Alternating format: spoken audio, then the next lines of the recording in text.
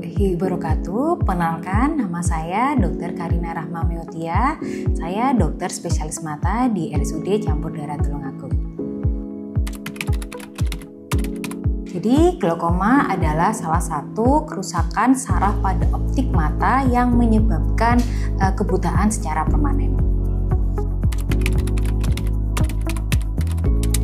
Jadi sebenarnya glaukoma itu bisa juga terjadi pada usia muda, bahkan pada bayi baru lahir 1:10.000. Glaukoma juga bisa terjadi pada bayi baru lahir, namanya adalah glaukoma kongenital. Sedangkan pada usia-usia yang kurang dari 40 tahun itu juga bisa terjadi glaukoma, yaitu yang paling sering terjadi adalah glaukoma sekunder. Sedangkan memang pada umumnya glaukoma itu salah satu faktor risikonya yang paling banyak adalah terjadi pada usia-usia di atas 40 tahun. Sering kita bilang dengan sang pencuri penglihatan. Kenapa? Karena pada tahap awal glaukoma itu tidak menyebabkan gejala.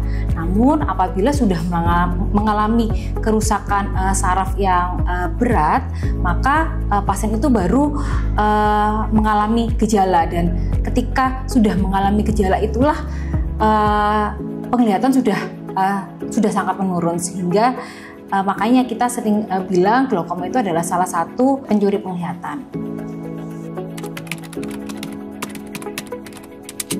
Penyebab utama dari glaukoma memang penyebab utamanya adalah karena faktor keturunan.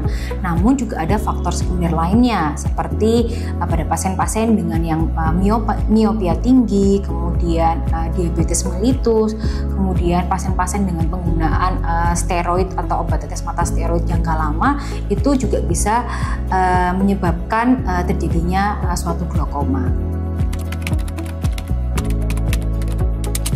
Jadi faktor risiko yang bisa terjadi pada pasien glaukoma adalah pasien-pasien yang usianya di atas 40 tahun dan mempunyai riwayat keluarga dengan penderita glaukoma.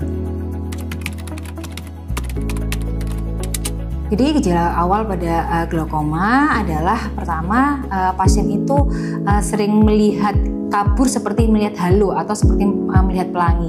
Jadi pada awal memang seperti yang sudah saya katakan tadi, bahwa glaukoma itu tidak bergejala. Kenapa? Karena gejala glaukoma itu awalnya itu kerusakan sarafnya terjadi pada saraf perifer. Jadi awal itu dia tidak mengetahui, tapi lama-kelamaan setelah terjadi kerusakan yang saraf optik yang berat, maka kerusakan yang awalnya dari perifer itu akan menciut ke arah tengah, sehingga kita seperti melihat mengintip dari lubang kunci seperti itu. Jadi kalau untuk gejala awalnya adalah memang penglihatan seperti halo.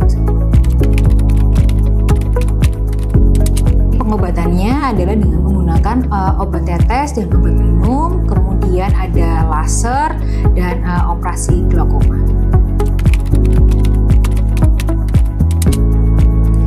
Untuk mendeteksi secara dini, yaitu diperlukan untuk screening mata sejak awal. Jadi pada pasien-pasien yang usianya sudah di atas 40 tahun dan mempunyai